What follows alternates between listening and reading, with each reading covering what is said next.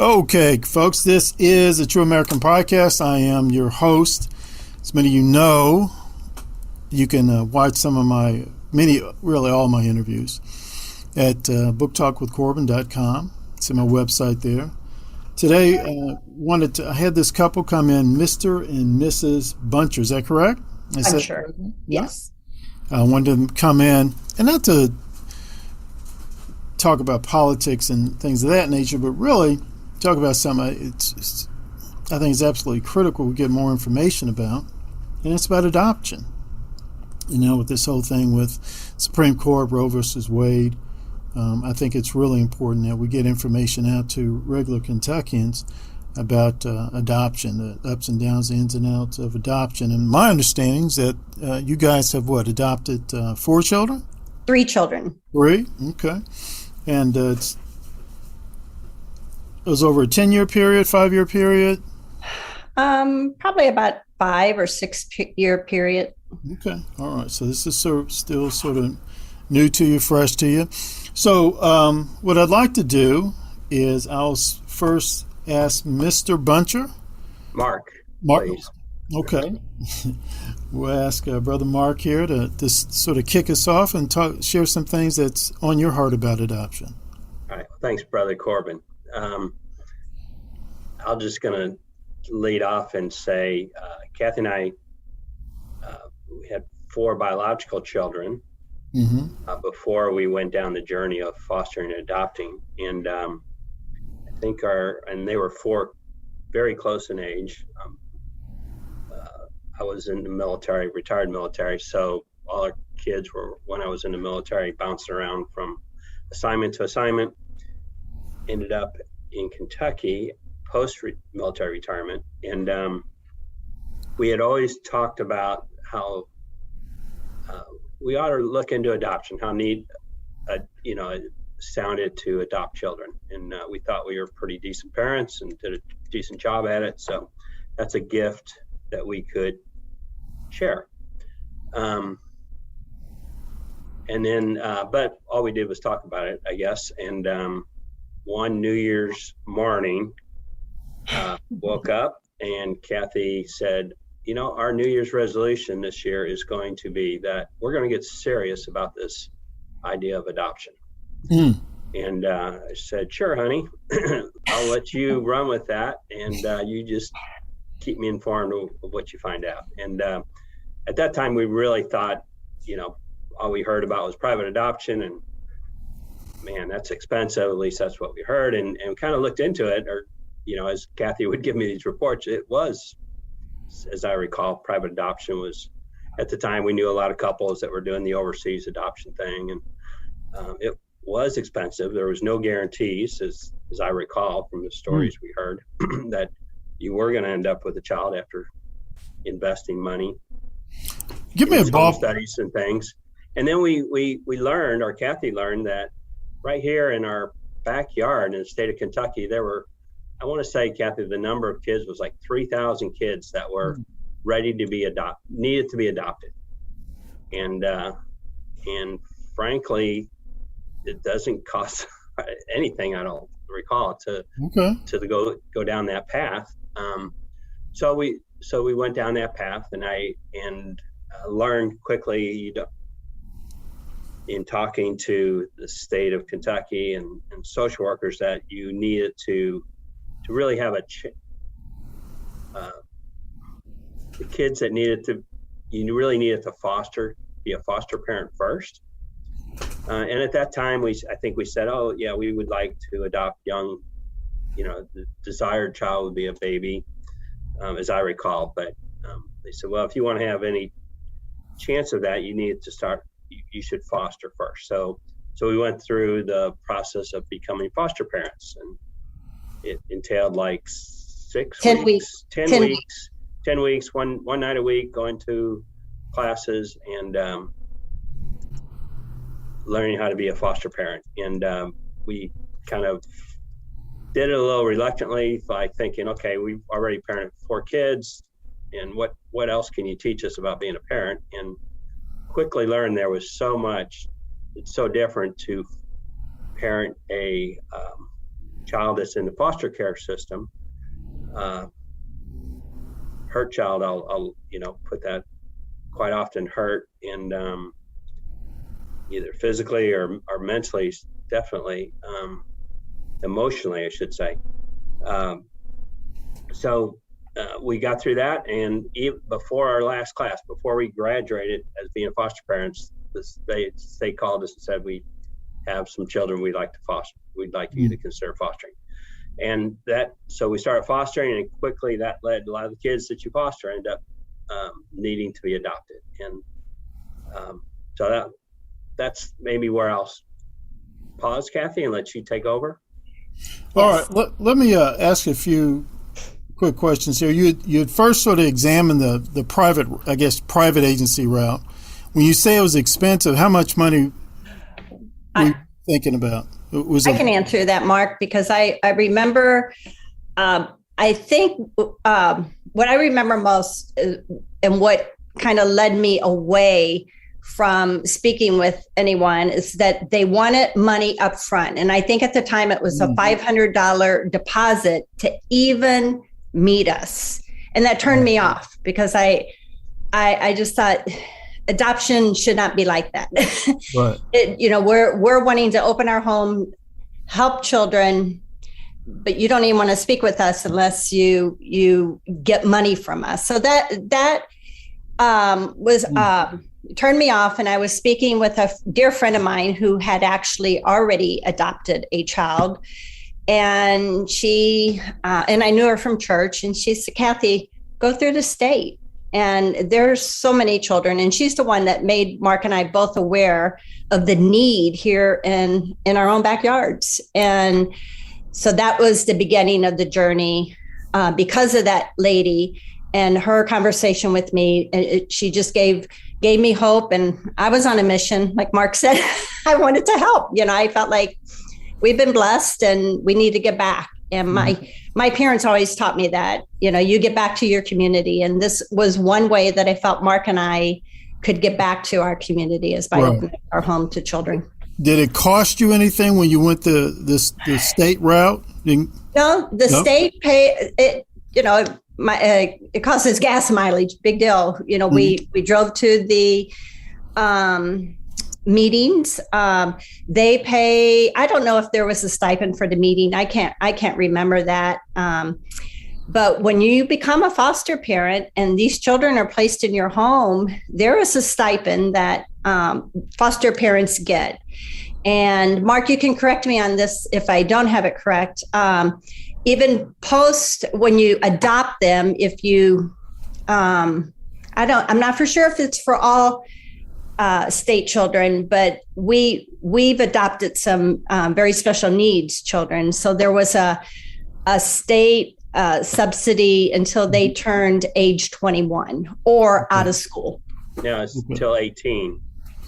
Till 18, unless they continue their schooling, like go to college, and then it's up till 21.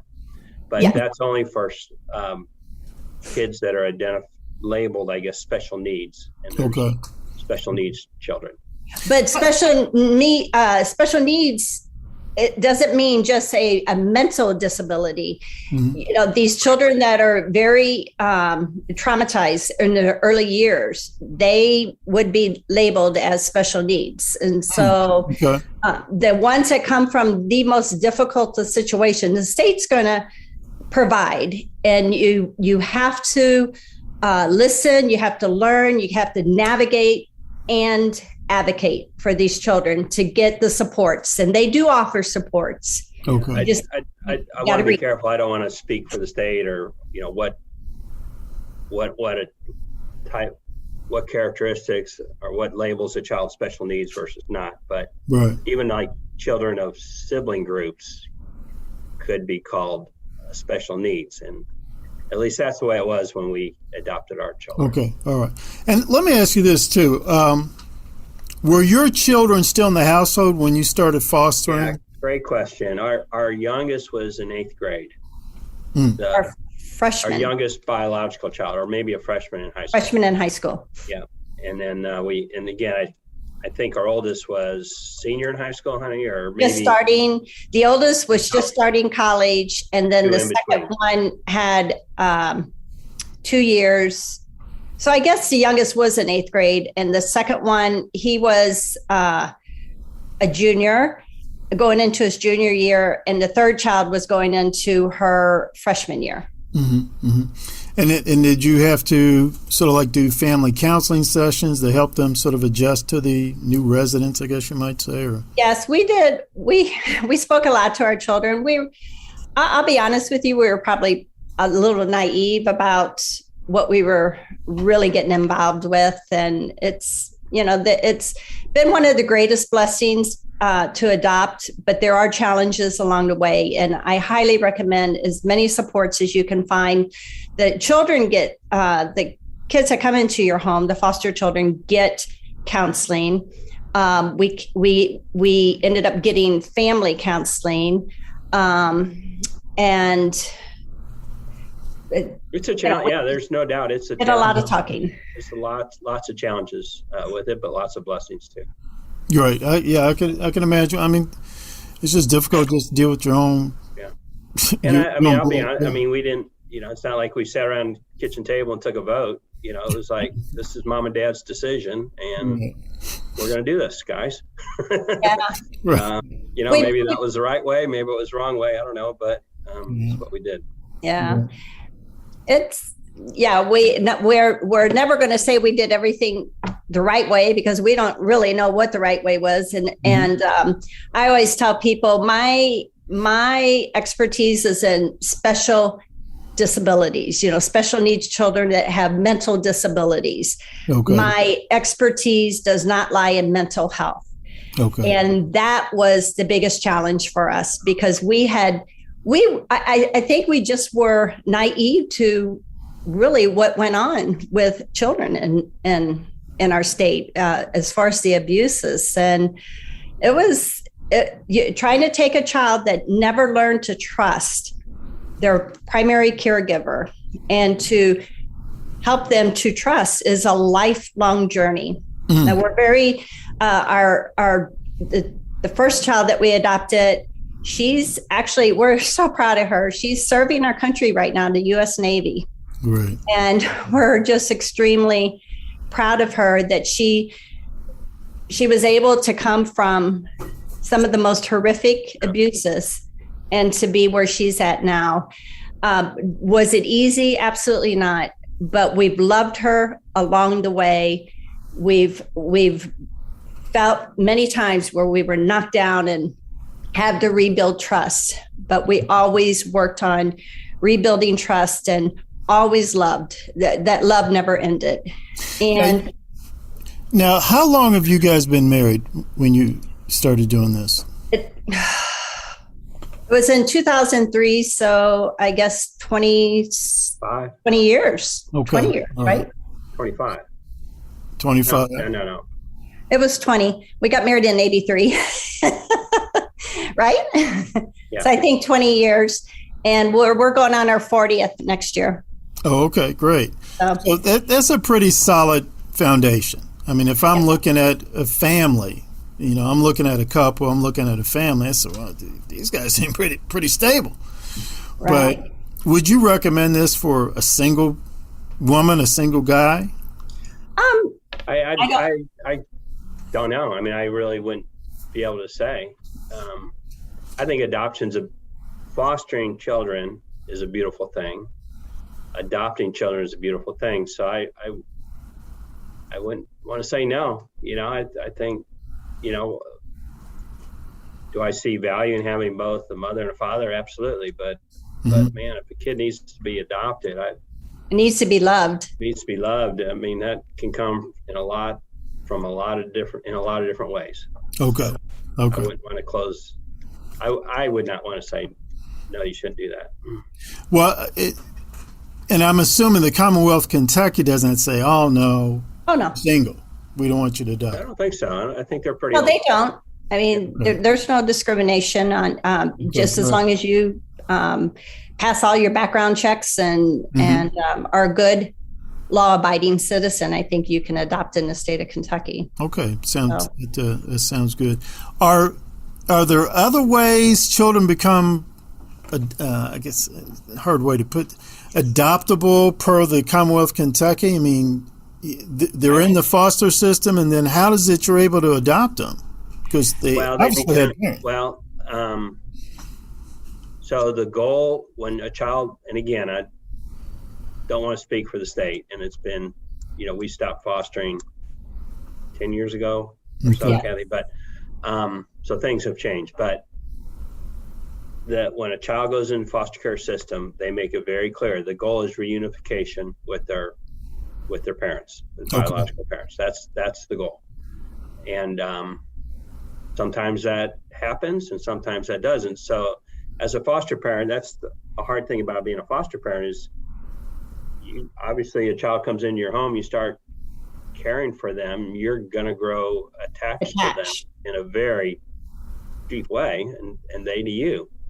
And sometimes those children then go back to their parents, and you have to be prepared for that, and that's easier said than done. Yeah, we had some foster children that we had fostered for 6 months or longer, and then it was the parents got their issues to get together, and the state said, okay, it's time for the child to go back, and we had to say goodbye. And that was the extremely hard thing to do. You have to be prepared. You have to be prepared for that. And I always said, I just would sometimes feel like I had to guard my emotions towards that foster child, knowing that could happen. So, but it's hard. It's hard. How do you parent a child as a foster parent and guard your emotions? That's kind of hard. Right. I hear you. Yeah. You about to say something, sis? I was just going to say that that was the most challenging thing for both of us, because you fall deeply because you're caring deeply for these children. But ultimately, you do pray and hope that their parents can reunify with their children. But obviously in the case of the 3 children we adopted, that didn't occur. So the biological parents lost the right. What's the term, Kathy? The rights were terminated. Rights were terminated, right? And that's obviously through the court system. It takes time, but in the case of 3 children that we adopted, parental rights were terminated, and then then you go through a process of adoption. Yeah. Okay. And frankly, the state paid for all that too, that process. So it is, it doesn't cost you anything to do that. Okay. I think we had to pay for our attorney to represent us, to make sure we were protected in the proceedings. But the state pays for the child's attorney and all the court costs and things of that sort. Okay. All right. Folks, this is the True American Podcast. I'm your host. I have other interviews you may want to check out at booktalkwithcorbin.com. Today I'm speaking with Mr. and Mrs. Buncher. We're talking about adopting children here in the Commonwealth of Kentucky, something I think that we need to hear more about, and we need to keep sharing this kind of information, getting this out there. My own personal situation, one of my uncles, he was adopted, and I really didn't know what that meant. He's just Uncle Lawrence to me, and I love my Uncle Lawrence. Yeah. Adopted or not. And one thing I noticed, he's extremely close to my grandfather and my father.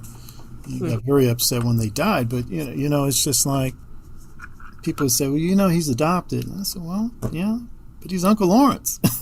Right. Yeah. I mean, it was just amazing how that boom, he fit right in there. And I don't think my uncle ever did find his biological parents. I don't think he ever did. But this is something that's very important. We need to get this out to folks. Hey, consider that. Well, we got a couple of minutes left. Sis, you got something you want to share with us here? Yes. Your story about your uncle kind of triggered some thoughts. My dad is a product or a child of an unwed 16-year-old back in 1929. Wow. And I didn't know he was adopted until I was in my 20s. None of us children did. Him and Mama raised 8 of us. And, he taught us to love who we knew as Grandma and Grandpa, the beautiful couple that adopted him at age 2. And we are forever grateful to them, but we're also forever grateful to the biological grandmother, who we know her name, and we know the biological father's name. In fact, unbeknownst to us, we grew up with the families. And wow. So in the same small community, but Dad was sent to St. Louis to a Catholic orphanage at the time. And that's where my grandparents, who I knew as Grandma and Grandpa, adopted him. But I'm forever grateful because my mom and dad instilled that value of every single life, honest. But I had no idea why my dad was so pro-life. And he used to speak in front of churches and just share the message. And Mom and Dad would host these dinners for organizations, pro-life organizations. And I always thought, what is it about my mom and dad, especially my dad, being so strong about his beliefs? Amen. And then we find out he was adopted. So it really made sense. But even without knowing, he instilled that in us as children. Amen. That's great. That's a beautiful story, sis. Thank you. Brother? Well, I'm good. Happy to, frankly, I was a little reluctant to do this, but glad we had the opportunity to do so. Just share our story.